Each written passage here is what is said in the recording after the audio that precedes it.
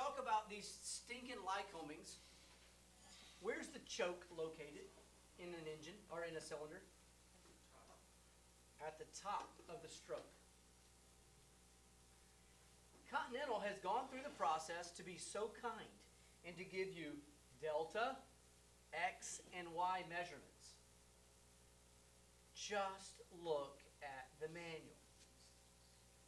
Lycoming has not.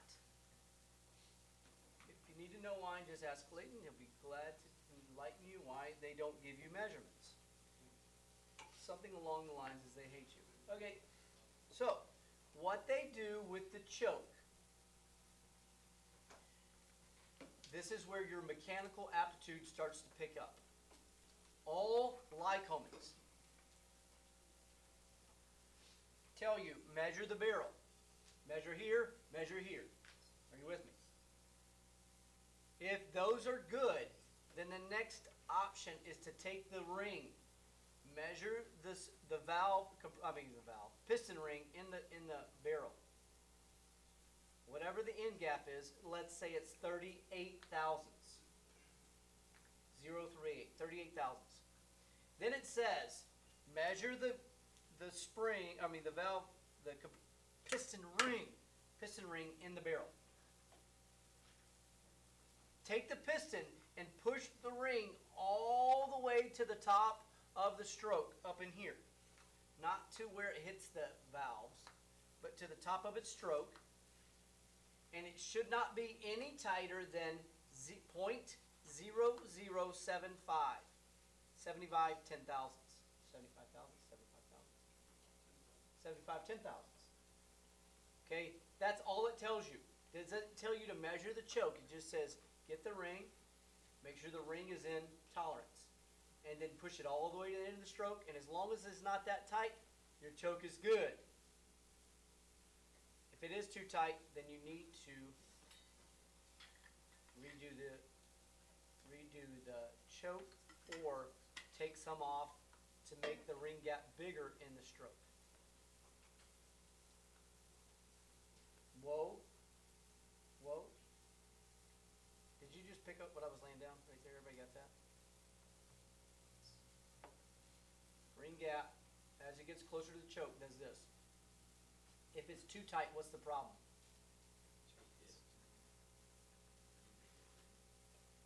It could hit the ends of the rings, or it would be too high of compression until it got to temperature. Okay, because when it gets to temperature, the reason why we have a choke is that the head does this. Well, let me spread out a little bit. Okay? And so in normal operation, that cylinder choke actually will be to normal size.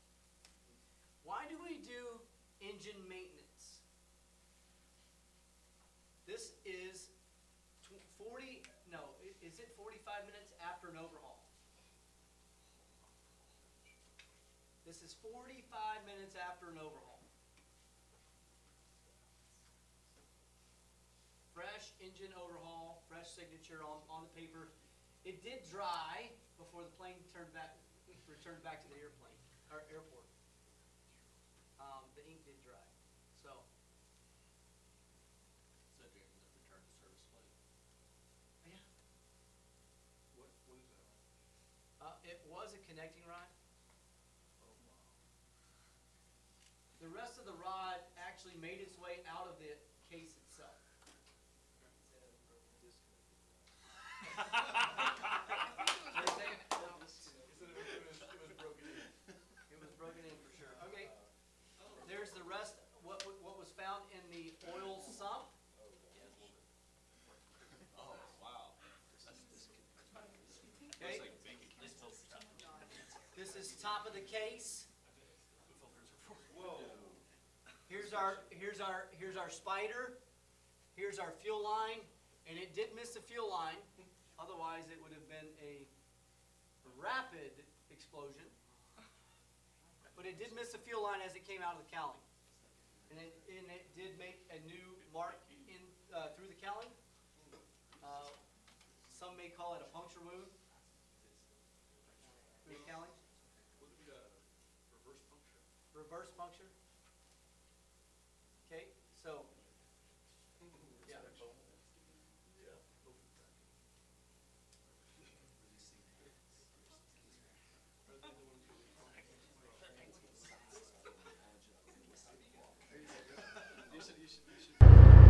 So we'll start this video as I pull away from the fuel pumps.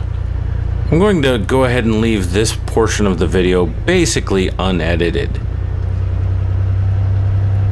Right now what we're looking at is the 4th time that this engine has run since it's been put back in the airplane. We ran it for about 20 seconds about a week ago. We ran it for about 2 minutes yesterday, got it up to temperature, and then let it fully cool back down. And then today, just before this run, I taxied around the hangar from the north side to the south side and topped off the fuel tanks.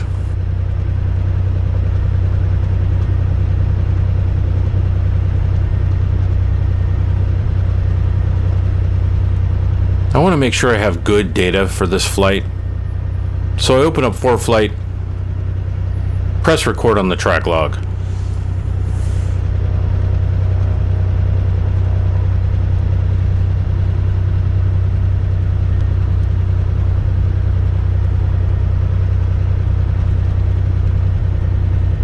Then I take a picture of the Hobbs meter.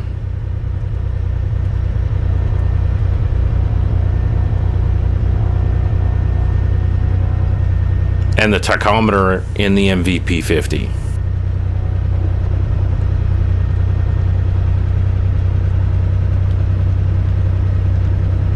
Now I really should be paying attention to where I'm steering the aircraft, but I also want to make sure that I'm paying very close attention to the engine so that it doesn't overheat, or in case what's about to happen happens.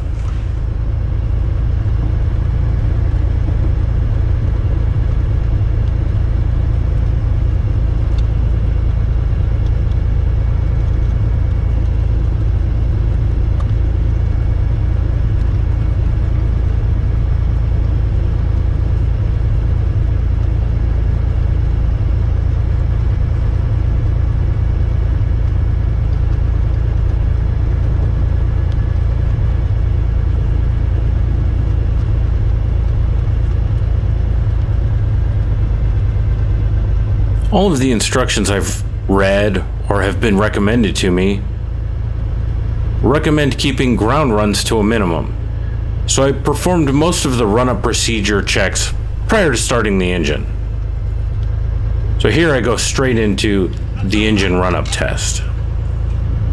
I increase the RPMs to 1700.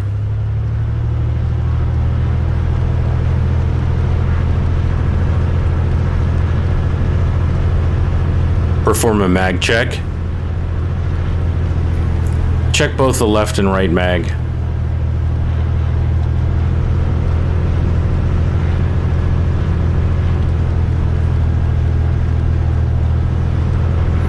Then I go to check the propeller to make sure that it has oil, and I grab the wrong handle. Oops.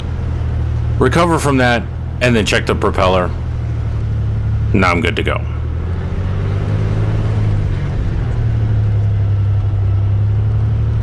I set 20 degrees of flaps as per the POH with the STOL kit. Check that final's clear. Make an announcement that I'm taking runway 30 and staying in the pattern. And here we go.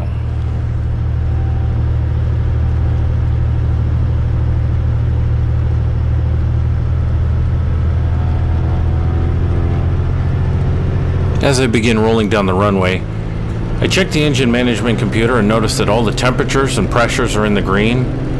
RPMs are almost 2,700. And the manifold pressure is at 35, 36 inches. So let's go flying.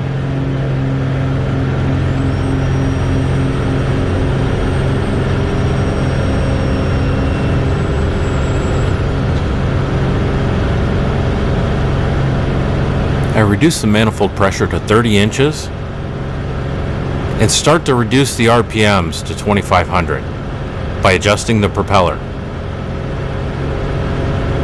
By adjusting the propeller.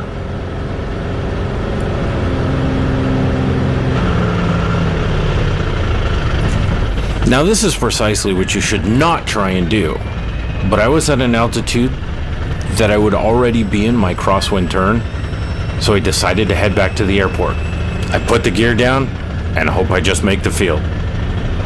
I notice I'm getting slow, so I push the nose down.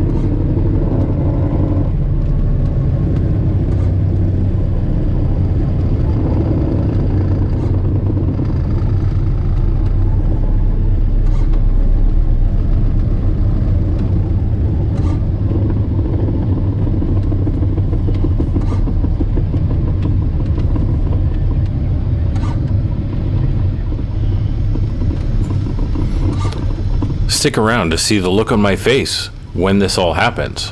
But first, let's take a look at it from the outside.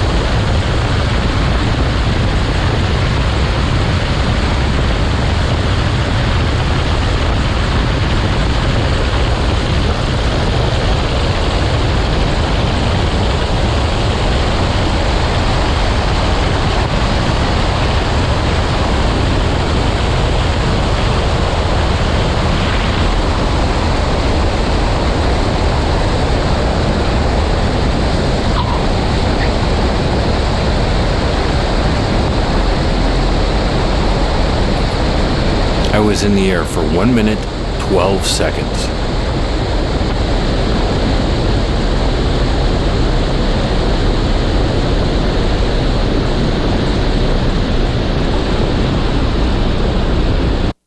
Okay, so lo and behold, as the mechanic was putting the engine back together or reassembling it on the counterweights, how many of you have already done the crankshaft lab?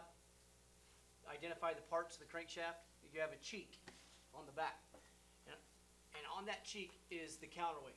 Okay, inside the counterweight goes the actual weight and the pin. Right, it's the pin which is the weight. You have an extra weight out here, and the pin goes in the middle. What's on the outside of those two pins is a retainer, has 3 little holes in it, and then on the outside of that is a C-clip. Everybody know what a C-clip is? Makes a C and it clips into the groove. The mechanic did not get the C-clip fully seated. Do you remember when I talked about a harmonic range of a 520? What was the RPMs? Between 22 and 2300. Okay? An engine from a maintenance shop, they will run it and they'll run it and they'll run it 30, 45 minutes, almost an hour.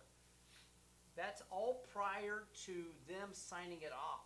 So then the assumption, now I'm not looking at the logbook, the assumption is they did that.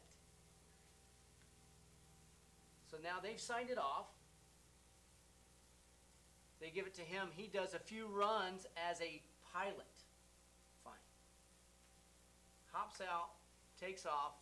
When he hits that vibration range, the clip vibrates out. The retainer vibrates out, and what actually started it was the counterweight came out.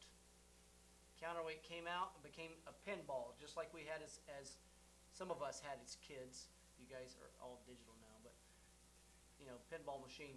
And so that's when the pinball takes over inside. And so then it takes out number 3, and then comes back and gets the connecting rod, and then the connecting rod decapitates. And as Jimmy rightfully said, it became a disconnecting rod. So, matter of 1 minute flight, okay? So that's where we come into it, where each and everything we do has to be refined, meticulous. Somebody else go be behind you. My dad had an employee walk out. It was a 5-year veteran employee walk out just about 2 months ago because he refused to let anybody double check him. Well, then lo and behold, he rigged a trim backwards. And the pilot was very high time and immediately kicked the trim opposite direction and realized what happened. Came back around, landed. And Dad said, who was your backup, your checkout? And he's like, I don't need one. I'm a veteran mechanic. And you're telling someone who has 56 years in aviation you don't need someone to go behind you.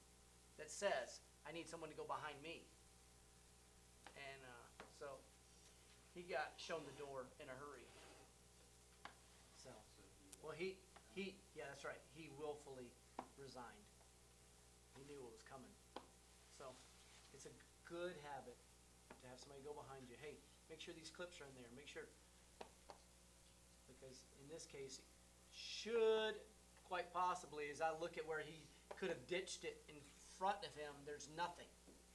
Did you see that?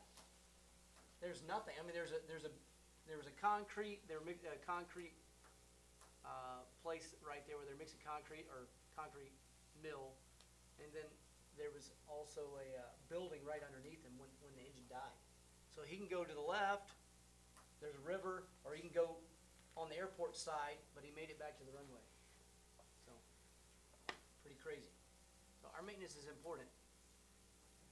A lot of what you're going to be doing is line maintenance. Line maintenance. What does that line maintenance insinuate? So what? Oh, I love line maintenance. It's like a license for detectives. Go out there and they say, what's the pilot's words? Something's not right. Okay. What's the problem? It just doesn't feel right. The next question you have to ask, what does it feel like? So, once you get done with, most kids, we play 20 questions. Don't do that with pilots. You may have to play 40 or 50 questions. But you go up to the engine and you realize maybe they have a CHT and you show one cylinder that's cold. What's the cylinder telling me that's cold? Okay, we're lacking combustion. Highly probable. Cylinders overall will be within 30 to 40 degree range of each other. Okay, and if you have a cylinder that's 100 degrees less than everybody else or 80 degrees less than everybody else, that's going to be your telltale sign. That's a cold cylinder. When you do your engine rebuild or engine overhaul, I want you to have a temperature gun with you. After we're done running, I want you to shoot the cylinders to get a general temperature on each one. I typically will shoot the exhaust at the bottom right here of each one. What does that tell me? That'll tell me exhaust temps right off the bat. Boom. Okay, 30, 40 degrees of each one of those pretty quick. Then I will shoot the tops of the cylinders. I'll shoot them usually about where the spark plug is, somewhere right in here, this range. Just shoot a temperature there. Just get a general idea. So now I found one cylinder. What are we looking for? 5 minutes, you walk out to a cylinder, you should be able to look for certain things while the cylinder is on the engine, okay? So, look for residue around the valves, okay? Sorry, I'm just checking, making sure I got the valves right here. Okay? So, say I have a bluish residue right here on because your pipes, your intake and your exhaust pipes are going to be connected. So now I have a bluish residue right here at the pipe. Yes? Why is it that we'd be using a heat gun when we have probes on the cylinder? Well, I hope you have probes on them, okay? But also, if the pilot that's running it doesn't check CHTs, that's pretty common. They don't go to the right screen and they run it and they're like, something doesn't feel right. Okay? They lean it out, they still don't, it doesn't smooth out. Okay. At that point, you would go run it with the pilot. Run it first, okay? Now, let's step beyond that. Now you found the cold cylinder. What do we do next? So now we have a bluish residue. What does that insinuate? So what? No, a bluish residue on the intake side. Fuel. Our fuel is blue. First place it typically will show on an intake leak. Two places that are super common. And this is where even when JARS consults come up, you have got to be detective mode. Get in here and start touching stuff. Okay? John Damon is a very close friend of mine, and he will tell you he goes to lots of schools. I won't mention the other schools, but they won't touch the stinking engine. He's like, aren't you almost a power plant mechanic? Don't be afraid. Get in here and touch stuff. You know, a clamp. Intake clamps, if they're even loose, if you can move one, it's too loose. Intake clamp loose, you're going to have an intake leak. It's going to register a colder cylinder. Okay? Because it's not going to pull the right amount of fuel-air mixture. It won't show a blue residue, but if you have a bluish residue around the top here, I've watched students go through their full overhaul and forget to put the stinking gasket in on intake. And it goes, boom, boom, boom, boom, boom. Man, it ran. Great, but it ran like poo. You go out there, spend 2 seconds and it's like, there's a gasket missing. Who was your backup? I would not be lying if I've said I've seen that 6 times. It's probably been more than that, closer to 10 times. But you forget to put a gasket on one of the intakes. You have 6 gaskets, you should have 6 cylinders. Where did the 6th one go? Oh man, I was hiding that so nobody saw it. Put it on the airplane. Put it on the engine, okay? All right, I have a whitish residue around here. What does that tell me? Exhaust leak around the exhaust side. Oh man, I didn't realize that one back there was supposed to be torqued too. This one here is, how many of you know what a universal socket is? Okay, so Snap-on is probably about the only one that I've found that fits really well. Tecton, I actually have a set of Mac universals. So it's a socket built in, made onto a universal side. Those are the only ones, usually 3/8, 7/16, and ½ inch are the only 3 that you need. You don't have to buy the whole set. But as you go on, for our year, you can just borrow. But this one will have a 7/16 on it. And you get that universal in, and it fits behind the exhaust pipe and behind the intake pipe. These are common places to get forgotten because Geese goes behind me, and if he's not a very thorough checker, he won't touch those. You touch that washer and the washer moves, they didn't torque it. Okay? You're going to have an exhaust leak or an intake leak. All right? There's a lot to check. You're getting in the next about week and a half, you're going to get your engines. And you're going to start disassembly, you're going to start going through it.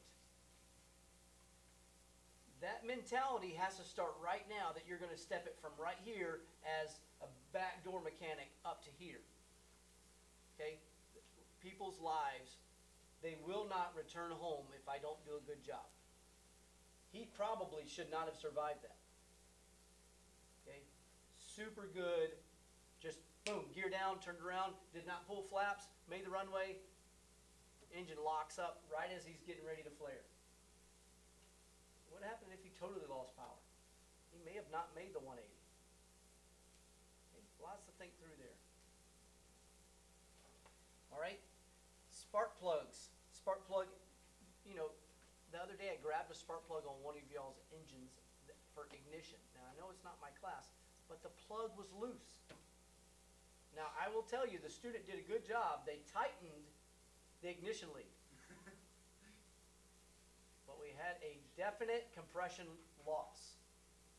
Okay? So you have a compression leak, you're not going to get full combustion out of there. Okay? Other things you're looking for. Cooling fins. Cooling fins bent, damaged, stuff shoved. For example, dirt daubers or dirt or rags shoved between these. That's a common place to get left, is a rag gets left between the cylinders. How are you going to get in there? Now you've got all this stinking baffling right in your way. How are you going to get in there? Get a mirror, flashlight. Get in there and be a detective. Find out what's going on. Okay? Safety wire. Safety wire this backwards. Okay? Everybody good? Everybody understand? Any questions so far? We're at 20 minutes right now, so I'm trying to get you done. Any questions? Comments? Yeah, go ahead. If the cylinder fins are a little bit bent, what are you looking for if you say, okay, that's too far bent, we gotta replace it? So you're actually allowed, per the service bulletin, to remove up to 10% of a cooling fin. Okay? Here's my problem. I'm just going to tell you what the manual says, because that's my job. Yes? 10% of the single fin, yep. And you can remove several of the fins here. Say I have a crack, or somebody decided to get a little excited with a wrench, and now they've bent the cooling fin. You being a good mechanic, you're going to fess up and say, hey, I bent the cooling fin, but I can straighten it. Well, fine, if you straighten it.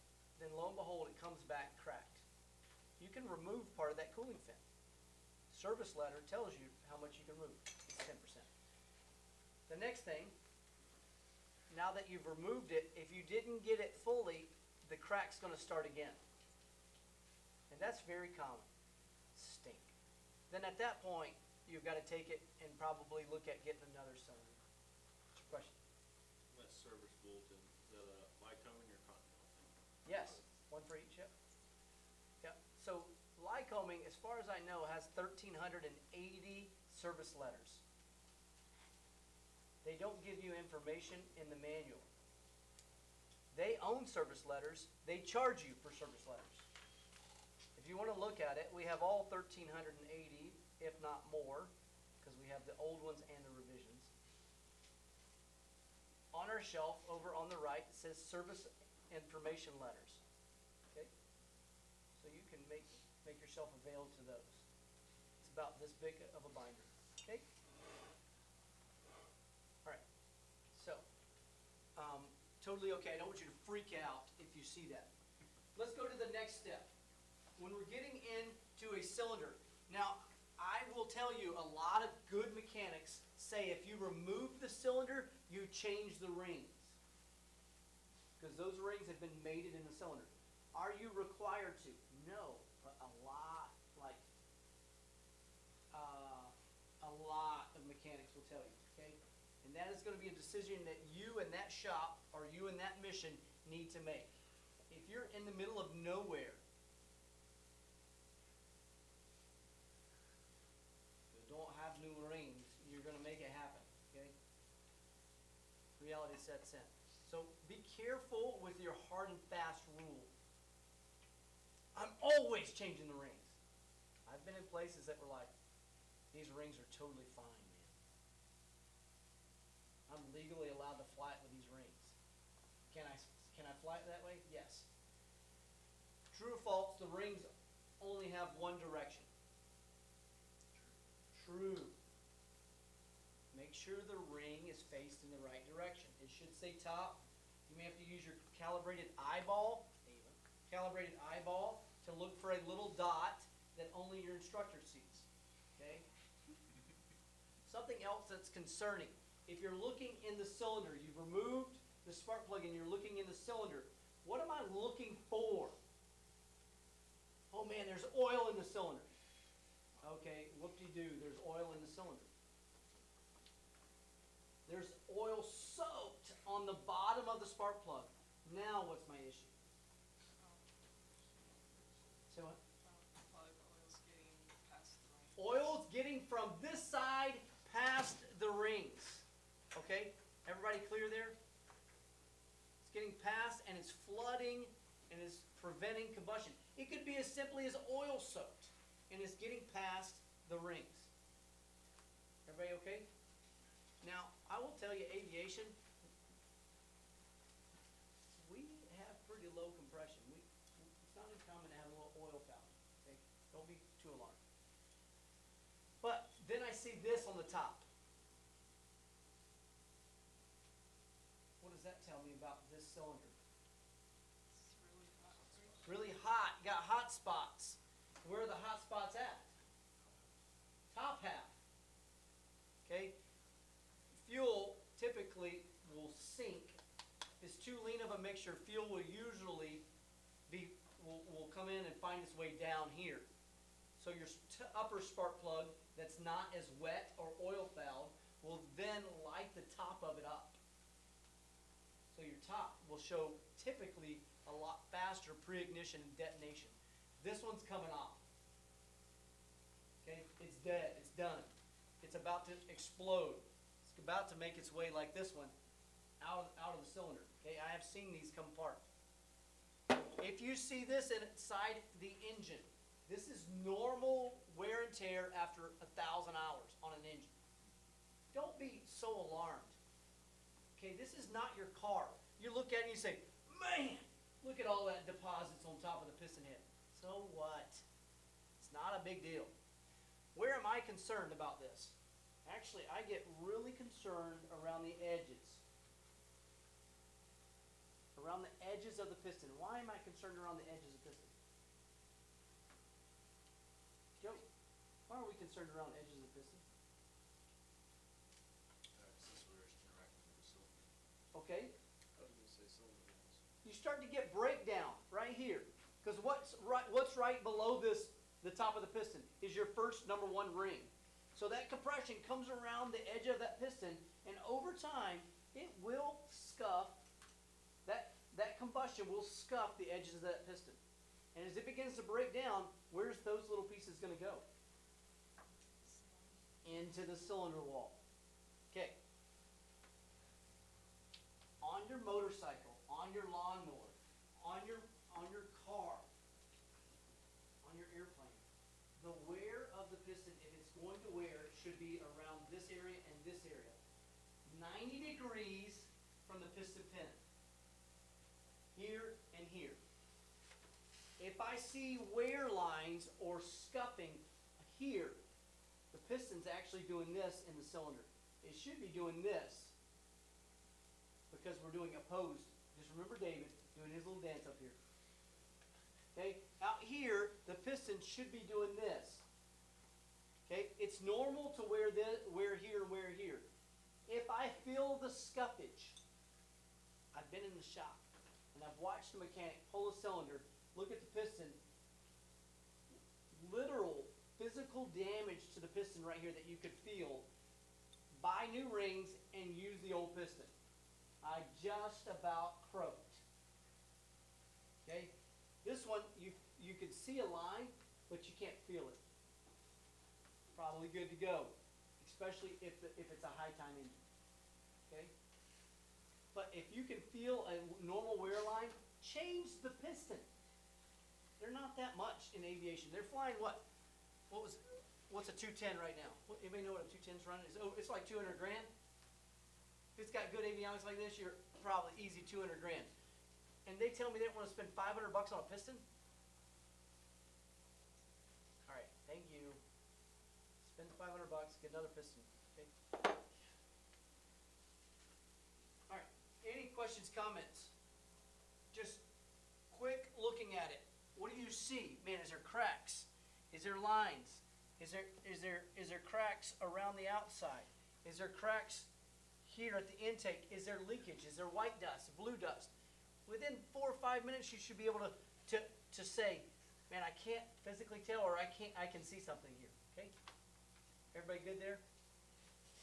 All right, now, say I can't physically see it, what's the next step? I can't physically see any damage, what's the next step? No. What? Okay, you've already touched it, you've already smelt it, you've tasted it, what's the next thing? Let's do a compression check. So, we use a differential compression check, okay? And I'm gonna go through the requirements for differential. Not today, because I don't think you will pay attention today. Today's like our Monday. I know it's not, but it's almost like a Monday. But in here, there are several of these types, okay?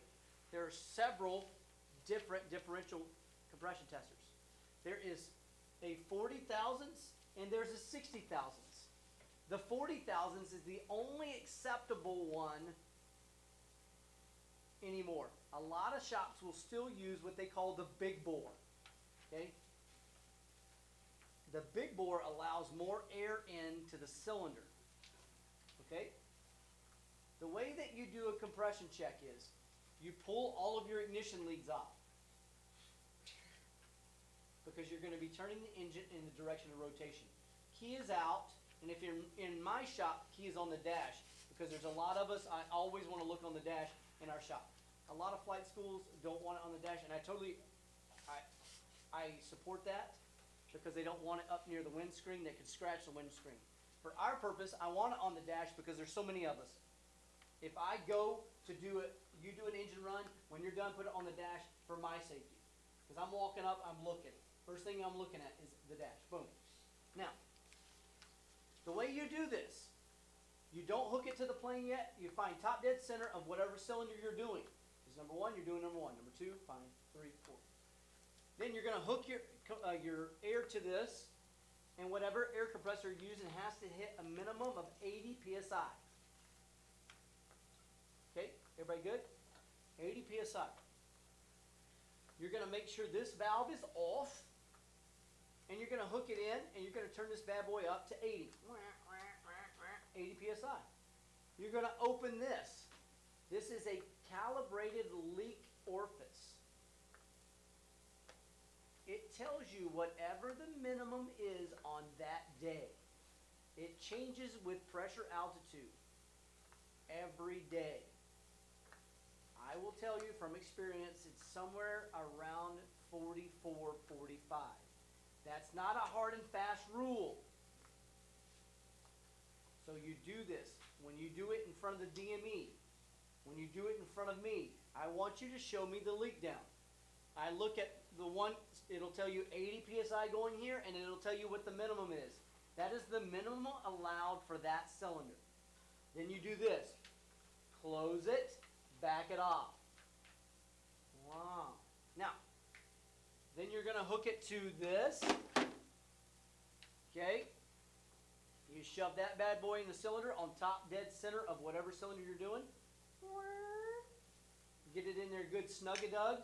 Here's how you're going to snug it with these two little clamps here, or two little ears.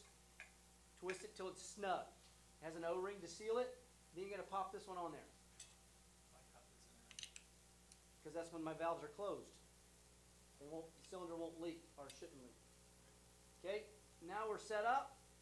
What you're going to do in my class, and I know there's a lot of shops I've done this different ways.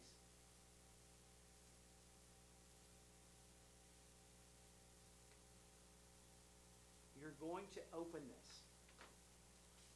and then you're going to turn it up. You're going to go to 20, and you're going to see 20 over 20. Great. Or maybe it's 18 over 20. Fine. Then you're going to turn it up to 40. A lot of guys, a lot of shops will say, we're testing to get over 80. Just send it up to 80 and send it. Well, today I'm going to show you the wrong way to do it, and I'm going to make you watch an airplane, an engine turn when we do it the wrong way. There's even instructors with SMAT that will tell you forget it, just do it this way. If I catch you doing it, you're gonna get docked. I will give you a warning, after that, you're gonna fail the lab, okay? I have zero tolerance for it, and it's for safety, okay? And I'll show you why today, exactly why I don't allow it, yes. Finding top dead center. Do we have to get exact top dead center, or can we just feel with? No, I'll show you how to find it while we're doing it, okay? So then, once we're 60, so say, it'll say 60 or it'll say 50 over 60. Then you're gonna crank it all the way up to 80 while you're holding the prop. Do not let go of the prop the whole time you're doing this. For O's and P's, you'll have to do this by yourself. In a shop, you can have somebody holding this. Hannah and I will do this today. Gentlemen, do not, I realize there's people who do this, I don't wanna see you do it. Do not wrap yourself around the prop. Your legs or arms don't do it, okay? I've had students, I won't tell you boy or girl, it doesn't matter, but I've had students do it on our full 14 with a high compression and literally screaming from the top of their lungs, I can't hold it, I can't hold it, I can't hold it. At that point, shut the valve down. So we're gonna use spotters, we're gonna have people holding the gauge while we're looking at, while we're holding the prop, okay? Understand? It's a little bit foggy, I get that. I'm gonna show you how it's done in just a moment. So, make sure that you're using the correct orifice. The current model, now they've changed the name from the orifice size to 2 Echo mic. And in the Mo manual, it says use the 2 Echo mic instead of using small bore or big bore. So 2 Echo mic is the 40,000. So these are pretty expensive, so don't do a drop test. You all have new ones. I want you to have nice things, safe things, so don't drop them. Okay, goes back in here when we're done. So grab your goggles, glasses, let's go out and do it. You're gonna do these tomorrow in groups of 2. I'll let you finish your cylinders after I show you how to do a differential test today.